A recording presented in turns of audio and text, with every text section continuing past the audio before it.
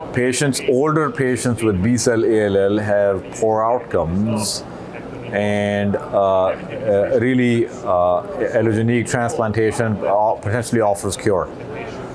As we age, the incidence of adult B-cell ALL increases, as well as there's an increased need to improving access and improving outcomes of transplantation in this geriatric population.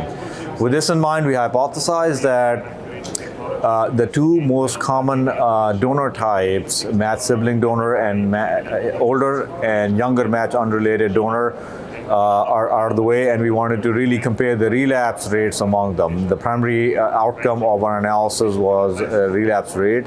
Secondary outcomes included overall survival, leukemia-free survival, and non-relapse mortality, and primary causes of death in a descriptive manner.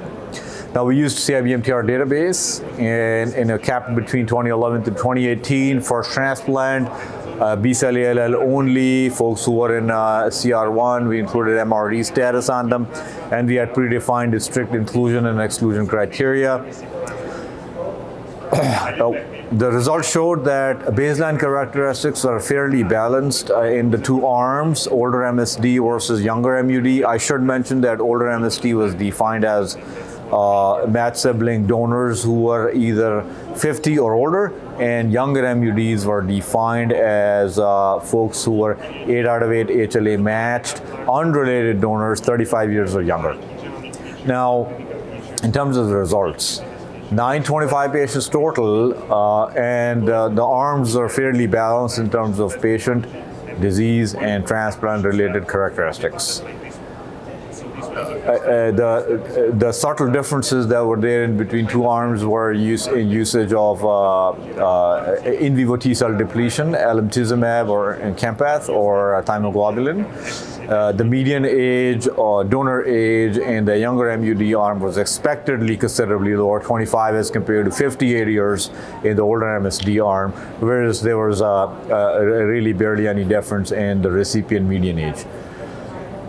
Univariate analysis really showed no difference. In multivariate analysis, there was an even significant reduction in relapse with younger MUDs compared to older MSDs, which clearly means that there's absolute relapse reduction in adult patients with B-cell ALL who received allograft from a younger match unrelated donor as compared to older match sibling donor when both are available.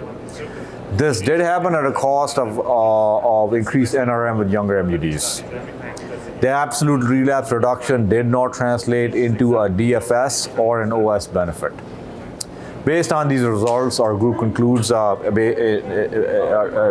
very thankful to our co-investigators and CIBMTR leadership.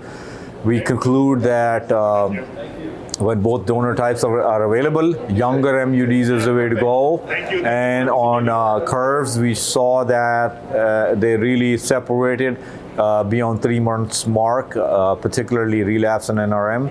That clearly means that we are able to achieve pretty significant relapse reduction with younger MUDs.